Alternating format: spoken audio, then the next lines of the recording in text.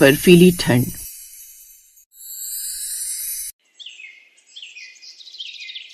पहाड़ों से घिरे छोटे से गांव बर्फानीपुर में सर्दी हर साल कुछ ज्यादा ही सख्त होती थी। दिसंबर की शुरुआत होते ही धुंध ऐसे उतरती मानो किसी ने पूरे गांव को रुई में लपेट दिया हो। रात को गिरती बर्फ सुबह तक गलियों, छप्परों और खेतों को सफेद चादर में ढक देती। उस रोज भी बाहर कोहरे की काफी धुंध थी, मगर हवा में अब भी सुई सी चुभन थी। साधना देवी ने अपनी बहू अंजलि से कहा, अरे बहू उठ जा, चूल्हा बाद में जला लेना, पहले बाहर जरा गैया को देखा। माँ जी हाथ पाँव सुन्न हो रहे, जरा आग जला लूं फिर उठती हूँ। अरे आग बाद में जलेगी, पहले गाय को चारा तो डाल, ठंड उसकी भी जान ना ले ले कहीं। पता है ना उस मनोहर की बकरी ठंड में बाहर रहने के कारण ही मर गई थी। जा गैया को पहले देखा। अब अंजलि ने चूल्हा बाद में जलाने की सोची। उसने दरवाजा खोला, फिर बाहर का नजारा देख वो ठिठक गई। आंगन पूरा बर्फ से भरा था।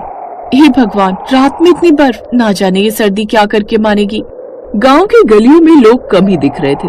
फिर उस रोज में उनको चूल्हा जलाने में ही आधा घंटा लग गया, क्योंकि लकड़ियां गीली थी जिससे धुआं आंखों में चुभ रहा था। देखा, मैंने पहले ही कहा था लकड़ी ऊपर रख दिया कर। माँ जी कल बर्फ अचानक आ गई थी तो। इसी बीच मोहन यानी अंजलि का पति बाहर से आया। उसके हाथ सुन्न थे। सीमा आज काम पर नहीं जा पाएंगे, बर्फ ने रास्ता बंद कर दिया है। हे भगवान, हम गरीबों पर ना जाने कितनी मुसीबतें आती रहेंगी। हाथ पैर सुन्न हुए पड़े हैं और जलाने के लिए एक सूखी लकड़ी तक नहीं बची। अब तो ऐसा लग रहा है जैसे ठंड अंदर हड्डियों में घुस गई हो। मुझे तो काम की चिंता सता रही है। ठंड में तो वैसे भी काम मिलना मुश्किल हो जाता है, और ऊपर से अब तो और बर्फबारी की वजह से रास्ते बंद हो गए हैं।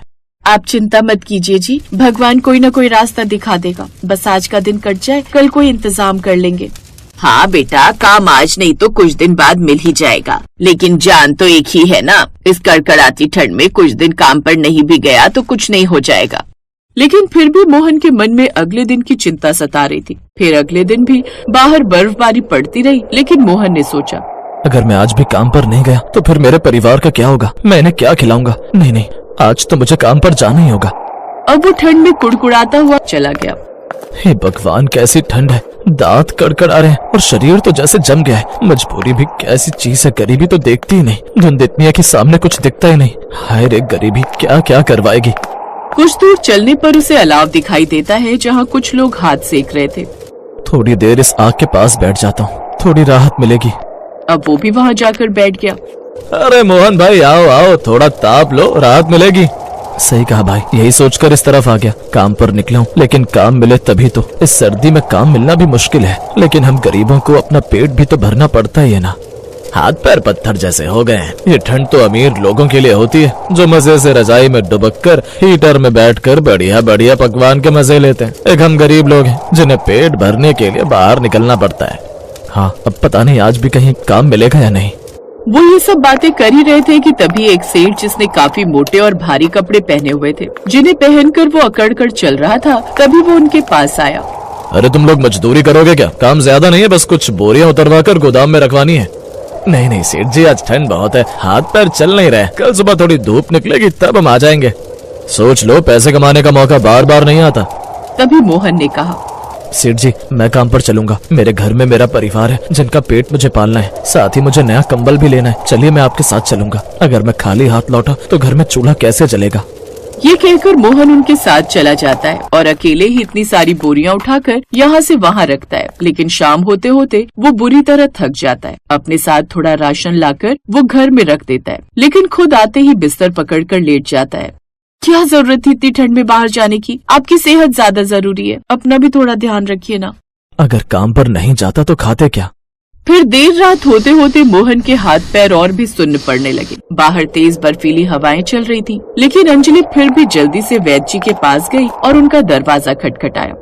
इतनी ठंड में इतनी रात में कौन होगा? वैद्य ने दरवाजा खोला तो सामने रोती बिलखती अंजलि खड़ी थी। जल्दी चलिए वैद्य जी, उनकी तबीयत बहुत खराब हो गई है। वैद्य जल्दी से उनके साथ गया, लेकिन तब तक बहुत देर हो चुकी थी। मोहन दम तोड़ चुका था। अब वो खुद तो चला गया, लेकिन अपने पीछे बूढ़ी माँ, पत्नी और 10 साल के बेटे को छोड़ गया। कुछ दिन तो जैसे तैसे उनके दिन कट जाते हैं, लेकिन धीरे धीरे घर के हालात खराब होने लगे। बहू, अभी वक्त नहीं था मेरे बेटे के जाने का। वक्त तो मुझ बुढ़िया के जाने का था, लेकिन ना जाने भगवान ने ये क्या किया। तुम बस हिम्मत मत छोड़ना, मैं तुम्हारे साथ हूँ। अपनी सास की बात सुनकर अंजलि को थोड़ी हिम्मत मिली। अपनी बूढ़ी सास और बेटे का चेहरा देखकर वो भी अपने पति की तरह ठंड में काम ढूंढने निकल जाती है। बाहर ठंडी हवा में वो लगातार चली जा रही थी। तभी एक ढाबे पर उसे बर्तन धोने और साफ सफाई का काम मिल जाता है। बहन तुम आज से ही काम पर लग जाओ। अब वो उस कड़कड़ाती ठंड में ठंडे पानी से बर्तन धोती। वो ठंडा पानी उसके हाथों में सुइयों की तरह चुभ रहे थे, फिर भी वो काम में लगी रही और काम करते करते उसकी आंखों में आंसू आ गए।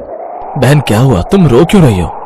जब तक मेरे पति थे वो मुझे कभी भी कहीं बाहर काम पर नहीं जाने देते थे, लेकिन अब मुझे अपने परिवार के लिए काम पर निकलना पड़ रहा है। वो लोग इस उम्मीद में होंगे कि मैं उनके लिए कुछ खाने के लिए लेकर आऊंगी। बहन जी आप चिंता मत कीजिए, शाम को घर जाते वक्त आप यहाँ से थोड़ा खाना ले जाना। और आप चिंता मत कीजिए, जितना मुझसे हो सकेगा मैं आपकी मदद जरूर करूँगा। शाम को वो खाना लेकर घर आई तो उन्होंने भरपेट खाना खाया। अगली सुबह जब अंजलि ढाबे पर आई तो ढाबे के मालिक मदन ने उसके लिए कुछ कंबल और गर्म कपड़े रखे थे।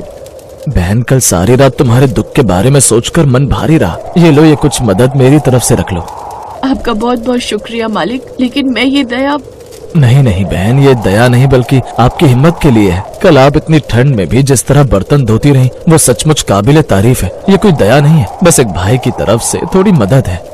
आपका बहुत बहुत शुक्रिया मालिक। शाम को अंजलि जब खाना और कंबल और गर्म कपड़े लेकर घर आई तो सब बड़े खुश हुए। तू तो बड़ी हिम्मत वाली और मेहनती है बहू। आज तेरी मेहनत के कारण हम गरीबों को भी ये नया गरम कंबल और गरम कपड़े नसीब हुए। आप खुश हैं माँ जी, तो मुझे और कुछ नहीं चाहिए। अपने परिवार को खुश देखकर अंजलि भी काफी खुश थी। अब वो और भी दिल लगाकर ढाबे पर काम करने लगी। वो वहाँ बर्तन धोने, साफ सफाई और कभी कभी तो खाना भी बनाने लगी। उसके हाथ का खाना सबको पसंद आने लगा। कुछ दिन बाद मालिक ने उसे सिर्फ खाना बनाने का काम दे दिया, साथ ही उसकी पगार भी बढ़ा दी। अब उनका ढाबा बहुत अच्छा चलने लगा और मदन और अंजलि के बीच भाई बहन जैसा बंधन बंध गया।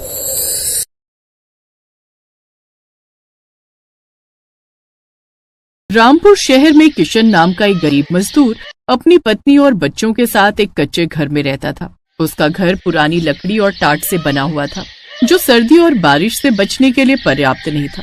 किशन दिन रात मेहनत और मजदूरी करता, लेकिन वो इतने पैसे नहीं कमा पा रहा था जिससे वो अपने परिवार के लिए एक पक्का घर बना सके। इस बार भी कड़ाके की सर्दी थी। एक रात सर्दी के साथ बहुत ज्यादा बारिश आनी शुरू हो गई। सर्दी, बारिश और तूफान एक साथ उस रात अपना कहर बरसा रहे थे। माँ, मुझे बहुत ठंड लग रही है।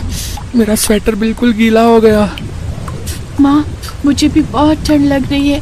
सारे कपड़े बारिश के पानी से गीले हो रहे हैं। सुनो जी, घर की छत पर एक टाट की चादर और बिछा दो। बारिश का सारा पानी हमारे ऊपर गिर रहा है। बच्चों को भी बहुत ठंड लग रही है। ये कंबल पूरी तरह से भीग चुका है। सरला, तेज हवा और बारिश में टाट नहीं टिकेगा। मैंने ईंटें भी टिका कर देख ली हैं। हे भगवान, ठंड तो बढ़ती जा रही है। मैं थोड़ी आग जला देता हूँ। किशन आग जला देता है। सरला पूरी रात बच्चों को बाहों में समेटे बैठी रही। अगले दिन जब किशन उठकर बाहर आया तो उसकी आंखें खुली की खुली रह गई। उसके घर का एक हिस्सा पूरी तरह से ढह चुका था। आंधी और बारिश ने कच्चे घर को पूरी तरह से नष्ट कर दिया था। वो बेबस होकर खड़ा रहा। उसकी आंखों में आंसू थे। हे भगवान, अब मेरे परिवार का क्या होगा? मैं अपने परिवार को लेकर कहाँ जाऊंगा? सुनो जी, हमारे पास तो अब रहने की कोई जगह नहीं। ठंड से कांपते हुए ये रात तो निकल गई, पर आने वाली अगली कई रातें हम कैसे गुजारेंगे? किशन के पास कोई रास्ता नहीं था। परिवार के नाम पर रामपुर में उसका कोई नहीं था। अगले कई दिनों तक किशन सड़कों पर ही दिन गुजारता रहा। एक दिन किशन को एक गोदाम में कंटेनर में सामान भरने की नौकरी मिल गई, जिससे किशन को रोजाना के पैसे मिलने लगे। एक शाम जब किशन कंटेनर में सामान ढोने के बाद छुट्टी के समय जाने लगा, तब उसके मालिक ने उससे कहा, किशन, वो पुराना कंटेनर अब काम का नहीं है, बेकार हो चुका है। इसमें जंग लग गया है। इसे किसी कबाड़ी वाले को बेच दो। किशन ने उस कंटेनर को ध्यान से देखा तो उसके मन में एक विचार आया। अगर ये कंटेनर मैं रख लूं और इस कंटेनर का घर बना लूं तो परिवार को रहने की जगह मिल जाएगी। मालिक से बात करता हूँ। क्या हुआ किशन, किस सोच में डूब गए? मालिक, क्या आप इस कंटेनर को मुझे दे सकते हैं? मेरे घर परिवार के काम आ जाएगा। क्या करेगा तू इसका? मालिक, मैंने आपको बताया था ना, बारिश और तूफान में मेरा घर जो है टूट गया। सोच रहा हूँ सर्दी के दिन है, जब तक कोई रहने की जगह नहीं मिलती तब तक इस कंटेनर में ही एक घर बना लूंगा। कम से कम ठंड में कंटेनर घर तो होगा तो हमें रहने के लिए छत मिल जाएगी। ये बात है। तो फिर तो मैं तुझे मना नहीं करूंगा। ठीक है, ये तू ले जा। पर क्या तू इस कंटेनर में रहने के लिए घर बना पाएगा? कोशिश करूंगा मालिक। ठंड से बचने के लिए कुछ तो करना ही पड़ेगा ना। धन्यवाद मालिक। किशन बहुत खुश था क्योंकि उसे अब रहने के लिए इधर उधर सड़कों पर भटकना नहीं था। उसने मन ही मन ठान लिया था कि वो कंटेनर से घर बनाकर ही रहेगा। और फिर किशन ने सड़क के किनारे खाली मैदान में कंटेनर को रखवा दिया। ये तो बहुत गंदा है, पहले इसे साफ करना पड़ेगा। लाओ, मैं इसे धोने में तुम्हारी मदद कर देती हूँ। हाँ चलो, पहले इसे साफ ही कर लेते हैं। मैं जंग को थोड़ा रगड़ देता हूँ और जहाँ से थोड़ा टूटा हुआ है ठोक कर ठीक भी कर देता हूँ। बापू, हम भी घर बनाने में आपकी मदद करेंगे। हाँ बापू, अब सड़क पर बहुत ठंड लगती है। हम इस नए घर में रहेंगे बापू, हमें अब ठंड नहीं लगेगी ना?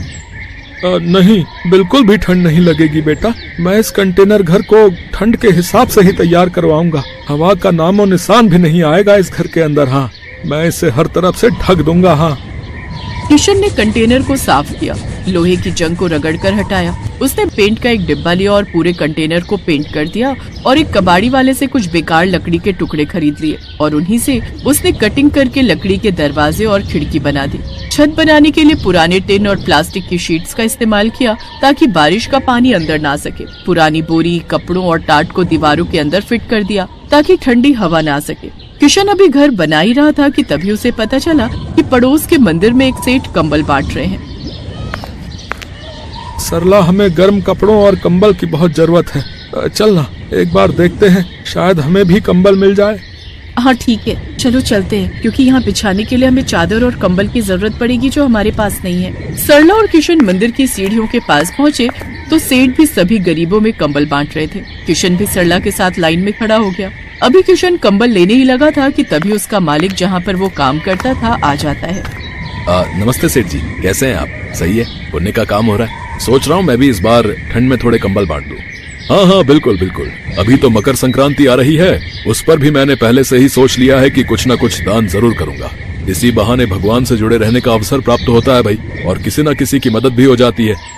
अरे किशन, तू और यहाँ पर तेरा कंटेनर घर बन गया क्या?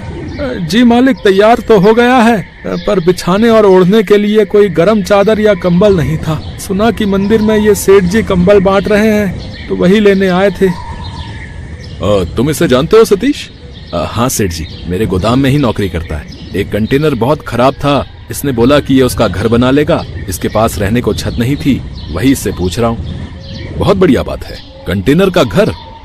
अगर तुम बुरा ना मानो तो क्या तुम हमें दिखा सकते हो किशन? जी सेठ जी, जरूर, वहाँ उस तरफ। सेठ और किशन का मालिक जब कंटेनर के घर को देखते हैं तो दोनों हैरान रह जाते हैं। किशन की काबिलियत की वो दोनों बहुत तारीफ करते हैं। किशन बेटा, सचमुच तुमने ये कंटेनर का घर बनाकर बहुत अद्भुत काम किया है। मेरे मन में तो एक विचार आ रहा है। सतीश, अगर तुम साथ दो तो। क्या विचार सेठ जी, बताइए, मैं तो हमेशा आपके साथ खड़ा हूँ। मैं सोच रहा हूँ क्यों ना हम एक ऐसी फैक्ट्री लगाएं जहाँ पर कंटेनर के बने घर मिले। जिन लोगों के पास रहने के लिए घर नहीं होता, वो इन कंटेनर के घरों में रहकर आराम से अपनी परेशानी दूर कर सकते हैं। बस हमें और तुम्हें उस कंटेनर के घर का दाम तय करना है। और हाँ, कंटेनर के घर बनाने का सारा दिमाग हमारे किशन का होगा। किशन भी इस काम में हमारा पार्टनर बनेगा। ये तो बहुत बढ़िया विचार है सेठ जी, नेक काम में देरी कैसी। हम इस प्रोजेक्ट पर काम करना शुरू कर देते हैं। किशन के हुनर ने उसे नई दिशा दी। सेठ और उसके मालिक के साथ मिलकर उसने कंटेनर के घर बनाने का काम शुरू किया, जिसके लिए उसे अच्छी पेमेंट मिला करती थी, क्योंकि अब वो उनका पार्टनर बन गया था। किशन इन सब के लिए भगवान को धन्यवाद कहता है। किशन में एक खासियत थी, वो भले ही आज अमीर बन गया था, पर उसने बहुत से गरीबों को ठंड में कंटेनर घर मुफ्त में बांटे। और किशन ने कंटेनर घर में ही एक साथ बहुत से लोगों के रहने की सुख सुविधाएं भी देनी शुरू कर दी, क्योंकि वो जानता था कि गरीबों का दुख क्या होता है। Best buddies. Hello friends. Thanks for watching this video. अगर आपको ये वीडियो पसंद आया है तो प्लीज लाइक, सब्सक्राइब, कमेंट्स करें इस वीडियो पर। और हाँ, शेयर करना भी ना भूलें। और भी मजेदार वीडियो देखने के लिए नीचे दिए गए बेल आइकॉन को दबाएं। देखते रहिए बेस्ट बडीज।